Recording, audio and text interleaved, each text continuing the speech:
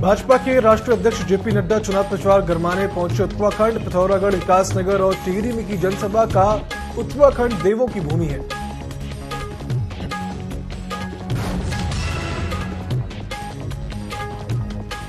रुड़की में भाजपा नेता के घर के बाहर ताबड़तोड़ फायरिंग। बाइक सवार बदमाशों ने दिया घटना को अंजाम। मामले की जांच में जुटी पुलिस।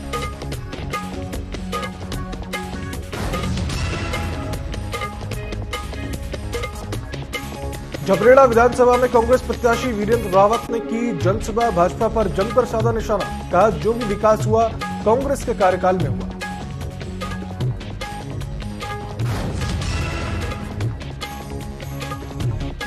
रुद्रपुर फायर स्टेशन में तैनात फायरकर्मी की मौत। ब्रेन हेमरेज के बाद अस्पताल में कराया गया था भर्ती।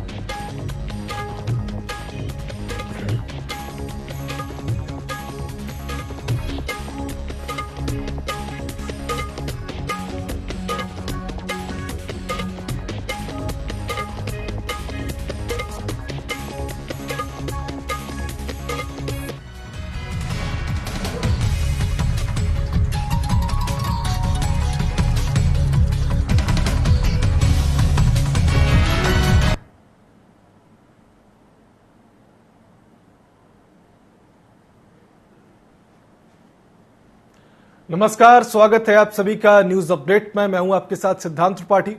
रुक करते हैं खबरों की ओर, जहां उत्तराखंड में झबरेड़ा विधानसभा के सलेमपुर गांव में कांग्रेस प्रत्याशी वीरेंद्र रावत ने कांग्रेसी नेता अभय सिंह सैनी के घर पर एक जनसभा की।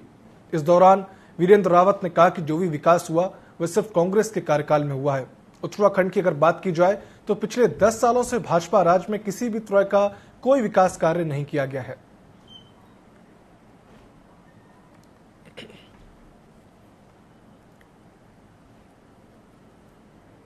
वीरेंद्र रावत जी का प्रोग्राम था, वो भारी मतों से जीतेंगे और संसद में जाकर के एक कैबिनेट मंत्री बनेंगे।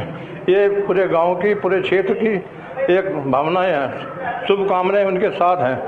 सब हर तबके की बिरादरी के लोग उनका दिलो जान से समर्थन कर रहे हैं। ये हमारी कामना है। उनके कार्य ऐसे हैं कि हमारे हरीश रावत जी जमीन।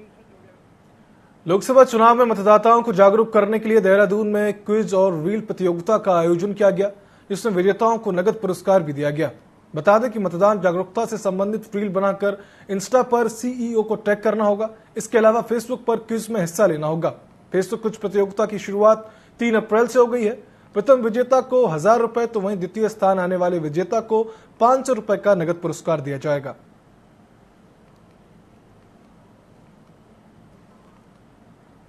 AROs के माध्यम से सभी इन मतदाता तक पहुंचने के लिए रूट प्लान तैयार किया गया है और सभी को हम लोग जो है इस सुविधा से लाभ पहुंचाएंगे। होम वोटिंग की जो सुविधा उपलब्ध कराई जाएगी, इसका जो कार्यक्रम हम लोगों ने टेंटेटिवली तैयार किया था, हम लोगों ने 8 तारीख से 10 तारीख तक प्रथम चरण का मतदान करने का निर्णय किया था। कुछ जनपदों के द्वारा इस तिथियों के अनुरूप अपनी सुविधानुसार कुछ परिवर्तन करने की भी उनको छूट दिया गया था। उसी क्रम में कुछ जनपदों ने 6 तारीख से प्रारंभ करने का निर्णय लिया हुआ है। उत्तराखंड के गढ़वाल संसदीय सीट से भाजपा प्रत्याशी अनिल बलूनी श्रीनगर पहुंचे और यहां सोशल मीडिया सम्मेलन में शिरकत की। उन्होंने गढ़वाली गीतकारों ने बलूनी और पीएम मोदी के ऊपर बनाए हुए गढ़वाली गीत के जरिए उनका स्वागत किया और कहा कि सोशल मीडिया प्रचारक प्रभावशाली तरीके से एक बेहतर छवि के व्यक्ति को संसद पहुंचाने के लिए प्रचार करेगी।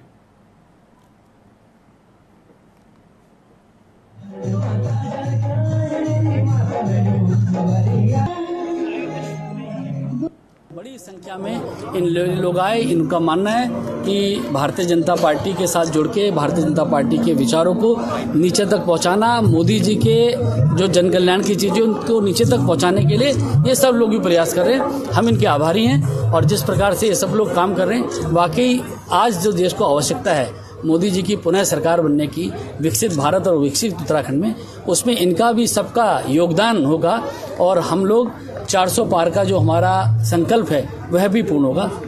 बड़ी उत्तराखंड के रुड़की में भाजपा प्रत्याशी त्रिवेंद्र सिंह रावत ने कार्यक्रम के दौरान महिलाओं को राज्य और केंद्र में मिलने वाली योजनाओं के बारे में अवगत कराया। वहीं प्रदेश अध्यक्ष ने बताया कि त्रिवेंद्र सिंह रावत ने महिलाओं को देश में चलाई जा रही योजनाओं से अवगत कराया है। उन्हें उम्मीद है कि इस बार देश में तीसरी बार भाजपा सरकार बनने जा रही है और त्रिवेंद्र सिंह रावत 5 लाख मतों से जीतकर संसद तक पहुंचेंगे।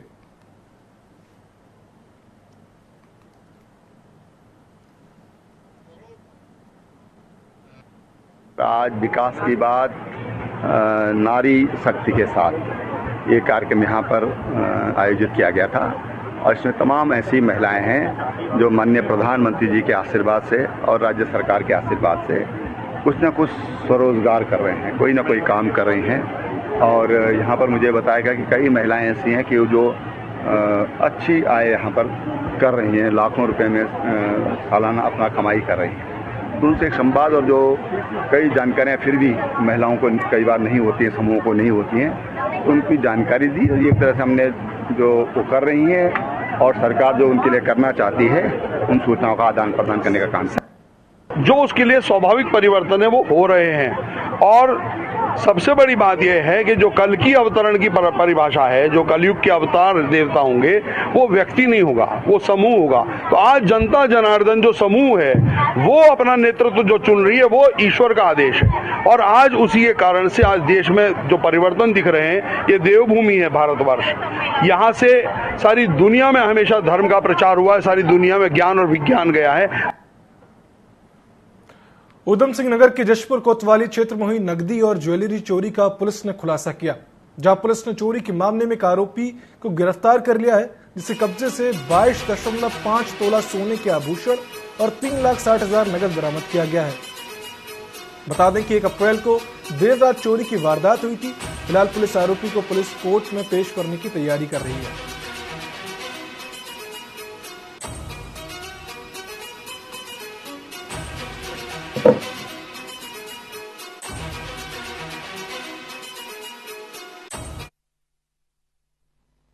कुल मिला के जसपुर में जो बड़ी नकबजनी है उसमें गई हुई 12 सारा माल 100% रिकवरी हो गई। 22 से 23 तोला सोना, 3,60,000 कैश, कुल मिला के 20 लाख रुपए से भी अधिक पेश कीमती गहने और कैश जो है बरामद हुए हैं। एक अभियुक्त को तत्काल गिरफ्तार कर दिया गया। इस प्रोफेशनल पुलिसिंग के लिए जसपुर पुलिस को बहुत बहुत बधाई और शुभकामनाएं और मेरी तरफ से आपका 2,500 रुपए का कैश हुआ। रुड़की में भाजपा नेता के घर के बाहर बाइक सवार बदमाशों ने ताबड़तोड़ फायरिंग कर दी, जिससे आसपास के इलाकों में हड़कंप मच गया। वहीं बाइक सवार बदमाश फायरिंग के बाद मौके से फरार हो गए, लेकिन घटना की सूचना मिलते ही पुलिस मौके पर पहुंची और बदमाशों की पहचान के लिए सीसीटीवी कैमरे खंगाल रही है। फिलहाल पुलिस मामले पर जांच कर रही है।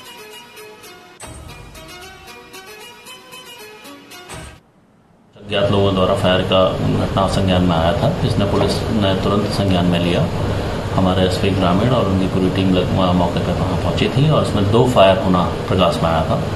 पुलिस ने इस पूरे घटनाक्रम को बहुत ही संजीदगी से लिया है। हम बहुत ही सख्त कार्रवाई इसमें करेंगे, क्योंकि इलेक्शन का भी माहौल है और इस तरीके से व्यक्ति अगर कोई घटना कर रहे हैं तो इनके अगेंस्ट हम लोगों ने ऑलरेडी टीम हमारी निकली हुई है। जल्दी इनकी अरेस्टिंग भी की जाएगी, उनके खिलाफ सख्त कार्रवाई की जाएगी।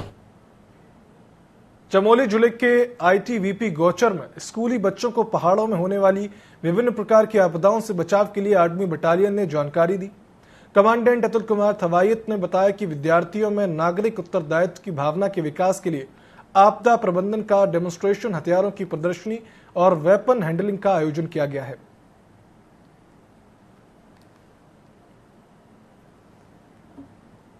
आपदा के बारे में सीखा है, आपदा कितने प्रकार की होती है और आपदा से बचाव कैसे किया जाता है।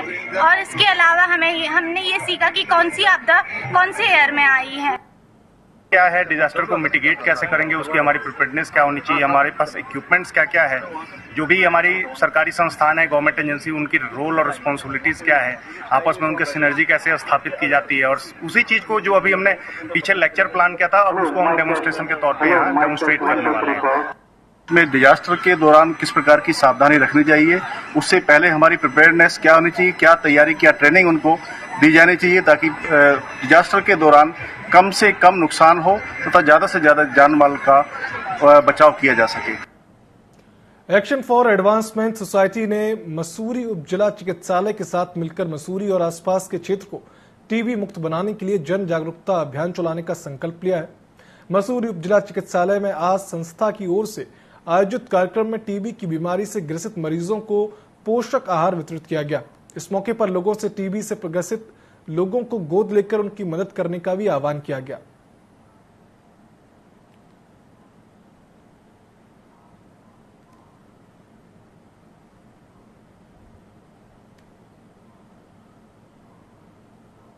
इसमें जो गरीब पेशेंट ये कहता है हाँ मुझे अनाज चाहिए, उसको तो हम देते हैं, लेकिन कुछ लोग ऐसे मरीज भी आते हैं जो कहते हैं हमें ऐसा कुछ नहीं चाहिए, तो उनको हम ऐसी कोई मदद अपने आप बंद हो जाती है। और फिलहाल जो डेटा की बात करते हैं हम लोग कि डेटा के हिसाब से हमारे जो मरीज हैं जो इस समय चल रहे हैं वो 2300 मरीज हैं, और 2300 मरीजों में से करीबन 2000 ने कंसेंट दी हुई है। बिल्कुल एग्जैक्ट नंबर तो नहीं, 2000 ने दी हुई, और 100% जो है मरीज उनको किसी न किसी माध्यम से हम पोषण देने में सक्षम हो पा रहे हैं। अभी आज यहाँ भी एक कार्यक्रम था, इसमें 15 मरीजों को पोषाहार दिया गया, तो ये पूरा कार्यक्रम की रूपरेखा। 2013 से हम टीबी पेशेंट के लिए पोषाहार का काम कर रहे हैं। इसके साथ साथ हम टीबी चैंपियन को वॉलंटियर बना के विकास की धुरी में जोड़ रहे हैं, ताकि वो अन्य रोगियों के साथ टीबी रोगियों को सपोर्ट कर सकें, काउंसलिंग कर सकें, उनकी बीमारी को, तकलीफ को समझ सकें। 2013 से हम उत्तराखंड माध्यमिक शिक्षा बोर्ड ने छात्रों के शैक्षिक समय का सदुपयोग करते हुए 10वीं कक्षा के परिणाम की प्रतीक्षा किए बिना 11वीं कक्षा में प्रवेश के लिए एक पहल शुरू की है। इस विषय पर हरिद्वार की मुख्य शिक्षा अधिकारी ने बताया कि परीक्षा का परिणाम आने से पहले छात्रों को 11वीं कक्षा में अस्थायी रूप से दाखिला दिया जाएगा और परीक्षा में पास होने के बाद उनके दाखिले को स्थायी कर दिया जाएगा।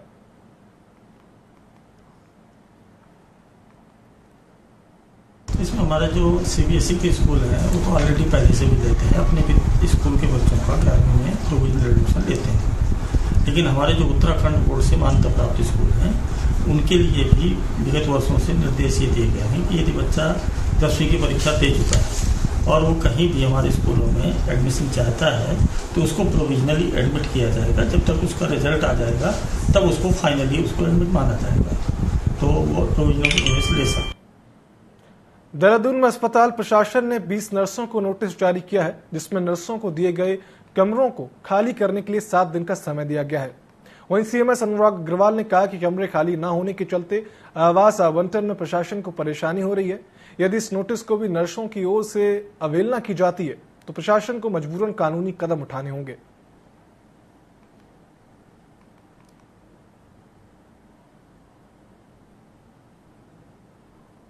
हाँ देखिए, बिल्कुल एक आवास प्रोवाइड कराना हम लोग का एक दायित्व है, जो भी यहाँ कर्मचारी काम करता है।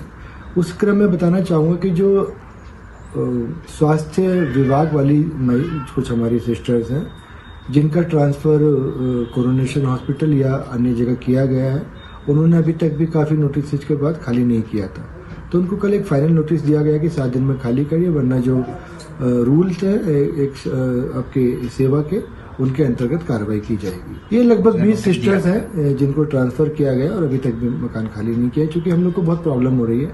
उनके बदले जो भी नए अपॉइंटमेंट आए थे उनको आवास प्रोवाइड करने में प्रॉब्लम हम लोग को आ रही है। रुद्रपुर में गोवंश संरक्षण स्क्वाड की टीम ने एक बड़ी कार्रवाई की है। दरअसल टीम ने कोतवाली क्षेत्र से एक आरोपी को 78 किलो प्रतिबंधित मांस के साथ गिरफ्तार किया, जबकि दूसरा आरोपी मौके से फरार हो गया, जिसकी तलाश में टीम जुट गई है। बताया जा रहा कि गिरफ्तार किया गया आरोपी पिछले लंबे समय से प्रतिबंधित मांस बेचने का काम किया करता था।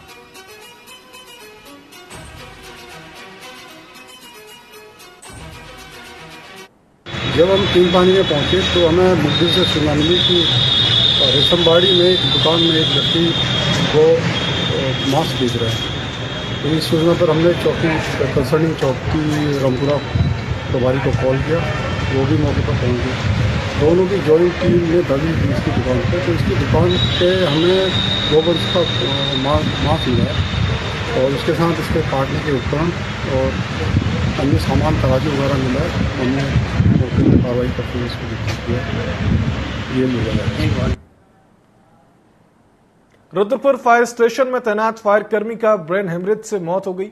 उनकी मौत से परिवार में कोहराम मचा है, महकमे में भी शोक की लहर है। जानकारी के मुताबिक धारचूला ब्लॉक अंतर्गत खेत गांव का रहने वाला महेश सिंह बांग्याल को एक हफ्ते पहले अचानक ब्रेन हेमरेज हुआ था, जिसके बाद उन्हें किच्चा रोड स्थित निजी अस्पताल में उपचार के लिए भर्ती कराया गया था, जहां इलाज के दौरान उसकी मौत हो गई।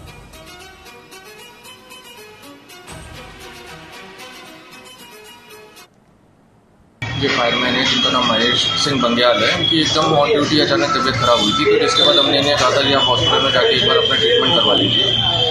हॉस्पिटल जाने के बाद इन्होंने आई सेंटर रेफर करवा लिए और इलाज के दौरान आज सुबह 9:30 बजे के आसपास हमें पता चला कि आज इनकी डेथ जानकारी मिली अभी तक?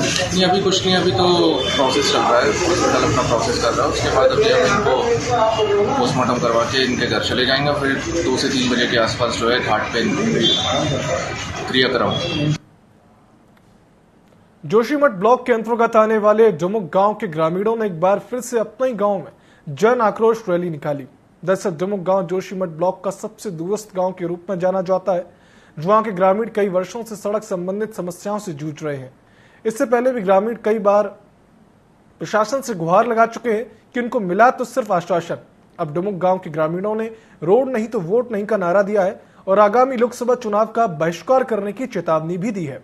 आइए देखते हैं पुष्कर सिंह नेगी की खास रिपोर्ट।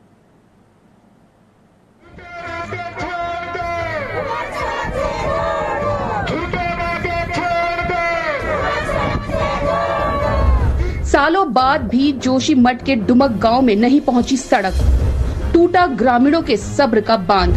रोड नहीं तो वोट नहीं का दिया नारा।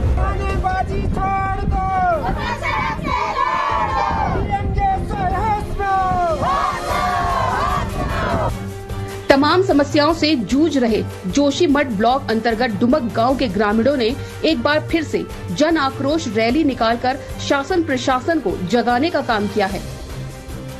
पंचायत घाटा कोई रोडो आज कर्मचारी आना जाना आराम झूठे चले जाना कि आज भवन ऐसा साल है दूसरा साल वालों है हम का दिन काटे दे हम पर दुख तकलीफ लगनो हम बिन मौजा माना बिन रोड का हम ना हॉस्पिटल से ना रोड से हम लोकर गांव में विकास हो हमारे गांव में विकास ने अंधकार हो हम ये का बढ़िया है और हम वोट जाना हम वोट जाना का नहीं। आपको बता दें कि डुमक गांव जोशीमठ ब्लॉक के सबसे दूरस्थ गांव के रूप में जाना जाता है। यहाँ के ग्रामीण सालों से सड़क संबंधी समस्याओं से जूझ रहे हैं। ग्रामीण कई बार गांव में धरना प्रदर्शन आदि कर चुके हैं, बावजूद इसके उनकी समस्याओं का निस्तारण नहीं हो पा रहा है, जिसके चलते लोगों में रोष व्याप्त है। अब ग्रामीणों ने जन आक्रोश रैली निकालकर शासन प्रशासन के खिलाफ जोरदार नारेबाजी की है। ग्रामीणों का कहना है कि पिछले दिनों उनके द्वारा गाँव में कई महीनों तक धरना प्रदर्शन किया गया। इस दौरान शासन और प्रशासन द्वारा ग्रामीणों को आश्वासन तक दिया गया था कि बहुत जल्द डुमक गांव की सड़क संबंधित समस्याओं का निस्तारण कर दिया जाएगा, लेकिन कई महीने बीतने के बावजूद समस्या का समाधान नहीं हो सका है। हम लोगों ने जो है जनवरी से बहुत लंबा आंदोलन चलाया था। सरकार ने हमारे साथ वायदा किया था कि तुरंत ही सड़क का निर्माण कार्य शुरू किया जाएगा, लेकिन आज तक सड़क निर्माण कार्य हुआ नहीं। मुख्यमंत्री के विशेष सचिव एक्शन PMGSY इन लोगों ने फोन करके 20 जनवरी को बता दिया था कि तुम्हारी सड़क 7 दिन के अंतर्गत शुरू हो जाएगी, लेकिन वो आज तक नहीं हुआ। 1.5 महीना गुजर गया। हम लोग झूठे वादों से त्रस्त आकर के इस समय जो है वोट का बहिष्कार करेंगे। 2-3 महीनों से हम लगातार संघर्ष कर रहे हैं, फिर भी हमें शासन प्रशासन ने अभी भी झूठे वादों में उलझा रखा है। रोड नहीं है, फिर भी बोल रहे हैं कि रोड आएगी। अभी तक कुछ भी नहीं है, पर हमारे गांव में रोड नहीं आएगी तो हम वोट नहीं सकते। गुस्साए ग्रामीणों ने गांव में एक जन आक्रोश रैली निकालकर शासन प्रशासन के खिलाफ नारेबाजी की और चेतावनी देते हुए कहा कि रोड नहीं तो वोट नहीं। चमोली से पुष्कर नेगी की रिपोर्ट। उत्तराखंड में भाजपा प्रत्याशियों के लिए स्टार प्रचारक लगातार जनसभाएं कर वोट की अपील कर रहे हैं, तो वहीं कांग्रेस सभी स्टार प्रचारकों की सूची बनाकर AICC को भेज रही है। कांग्रेस अध्यक्ष करण महारा ने कहा कि हम दूसरे को गाली देने वाले नहीं, बल्कि फल देने वाले स्टार प्रचारकों को उत्तराखंड में लेकर आएंगे।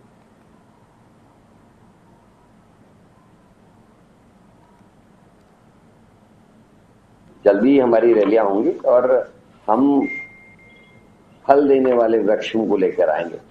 हम दूसरे को गाली देने वाले, यहाँ के लिए आगे क्या उनकी नीतियां रीतियां हैं, ये बात ना करके केवल दूसरी पार्टियों के खिलाफ प्रचार करने वाले लोगों को हम यहाँ लेके नहीं आ रहे हैं।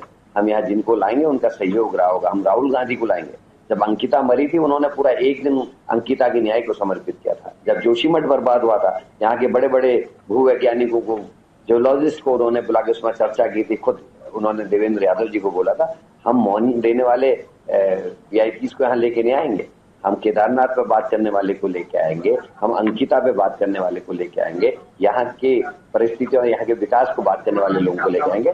आप निश्चिंत रहिए। लोकसभा चुनाव में इस बार अल्मोड़ा के मतगणना केंद्र में बदलाव किया गया है। इस बार आईटीआई संस्थान में मतगणना केंद्र बनाया गया है। जिला निर्वाचन अधिकारी विनीत तोमर ने राजकीय औद्योगिक प्रशिक्षण संस्थान में बनने वाले स्ट्रांग रूम का निरीक्षण किया है। इस दौरान उन्होंने बैरिकेडिंग, विद्युत आपूर्ति व्यवस्था और सुरक्षा सहित तमाम व्यवस्थाओं का जायजा लेते हुए अधिकारियों को आवश्यक दिशा निर्देश दिए हैं।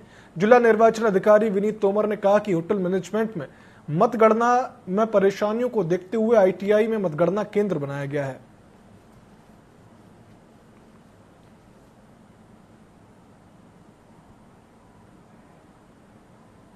देखिए, आप लोग जानते ही हैं, जहां हमारा पहला काउंटिंग सेंटर रहता था वहां काफी समस्याओं का सामना करना पड़ता था। काफी कंजेस्टेड भी था और सीढ़ियां भी बहुत थी और आने जाने में स्टाफ को भी बहुत प्रॉब्लम होती थी और जो पोलिंग एजेंट है उसको भी बहुत प्रॉब्लम होती थी। तो इस बार हमने ये आईटीआई की बिल्डिंग सिलेक्ट की है और यहाँ पे सिक्योरिटी की दृष्टि से भी और कंफर्ट की दृष्टि से भी ये बेटर लोकेशन है। यहाँ किसी प्रकार की दिक्कत किसी को भी नहीं होने देंगे, चाहे वो हमारा काउंटिंग स्टाफ रहे, चाहे वो पोलिंग एजेंट्स रहें, चाहे वो मीडिया के लोग रहें या और भी कोई चुनाव से संबंधित लोग रहेंगे, तो किसी को किसी प्रकार की समस्या भी नहीं होगी। और यहाँ पर हम लोग पर्याप्त व्यवस्था कर रहे हैं। जो हमारी काउंटिंग होगी, पोस्टल बैलेट काउंटिंग होगी, मीडिया सेंटर बनेगा, सभी की पर्याप्त व्यवस्था यहाँ रहेगी। चंपावत जिले में कांग्रेस ने लोकसभा चुनाव की तैयारियां तेज कर दी हैं। बुधवार को लोहा घाट में कांग्रेस जिला अध्यक्ष की अध्यक्षता में एक बैठक हुई, जिसमें उन्होंने कार्यकर्ताओं से कमर कसने को कहा। साथ ही उन्होंने बूथ स्तर पर संगठन को मजबूत करने की बात भी कही। उन्होंने कहा कि लोग अब भाजपा की जुमलेबाजी को समझ गए हैं। लोग उनके शासन में महंगाई, बेरोजगारी और भ्रष्टाचार से तंग आ चुके हैं और अब विकल्प तलाश रहे हैं। उन्होंने कांग्रेस की अल्मोड़ा सीट जीतकर भाजपा को आईना दिखाने की बात कही है। साथ ही वे बीजेपी प्रत्याशी अजय टमटा की निष्क्रियता पर तीखा हमला करते हुए नजर आए। उन्होंने कहा कि उनके गोद दिए गांव का हाल आज बेहाल है। वहां की जनता उनकी शक्ल देखने के लिए तरस गई है। साथ ही उन्होंने पीएम मोदी के 400 पार के नारे पर भी तंज कसते हुए कहा, कहीं ऐसा ना हो कि बीजेपी गठबंधन 200 पर ही सिमट जाए।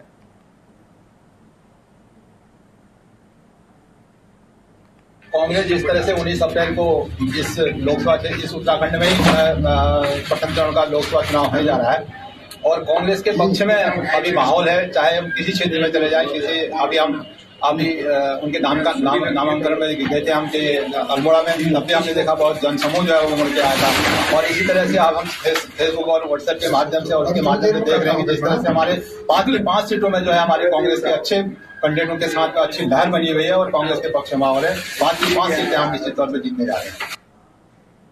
लोकसभा चुनाव की तारीख नजदीक आते ही चुनावी प्रचार भी जोर पकड़ने लगा है।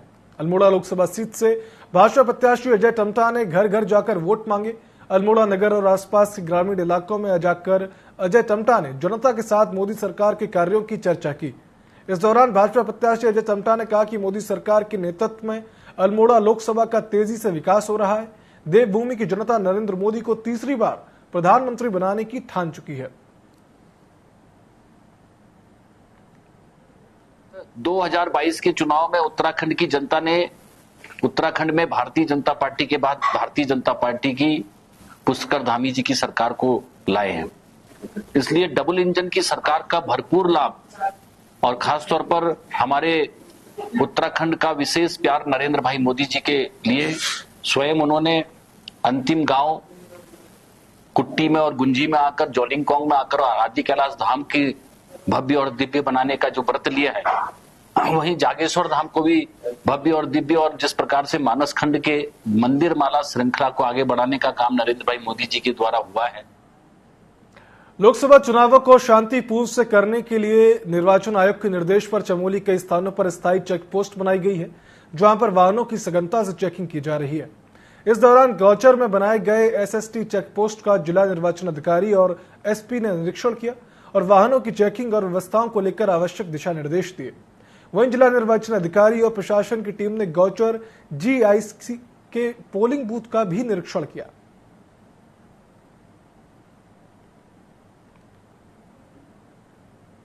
ये आगामी लोकसभा चुनाव के मद्देनजर यहाँ पे हमारी स्टैटिक टीम है तो उसी की डीएम साहब के साथ एक भ्रमण हुआ है कि किस तरीके से यहाँ पे चेकिंग की जा रही है। तो तमाम चीज़ें देखी गई, किस तरीके से हमारे सीसीटीवी कैमरा जो है वो काम कर रहे हैं, प्रॉपर रिकॉर्ड मेंटेन किया जा रहा है जितनी गाड़ियाँ जनपद में आ रही है यहाँ से। तो इसी का एक निरीक्षण जो है, एक संयुक्त निरीक्षण डीएम साहब के साथ जो है यहाँ किया गया है। लोकसभा सामान्य निर्वाचन के अंतर्गत इसमें जो निर्वाचन आयोग के निर्देश हैं उसमें जनपद में जगह जगह पर हमने स्थायी निगरानी दल जो स्टैटिक सर्वेलेंस टीम है उनकी स्थापना करी। तो ऐसे ही एक जो स्टैटिक बैरियर है गौचर, जहाँ पर हमने जो हमारा इंटर बॉर्डर भी है वहाँ पर सीसीटीवी भी स्थापित किया। तो इसी क्रम में जो भी यहाँ व्यवस्थाएँ की गई हैं चेकिंग की एसएसटी द्वारा, उसका निरीक्षण किया गया। न्यूज अपडेट में फिलहाल इतना ही। अब देखते रहिए TV24। नमस्कार।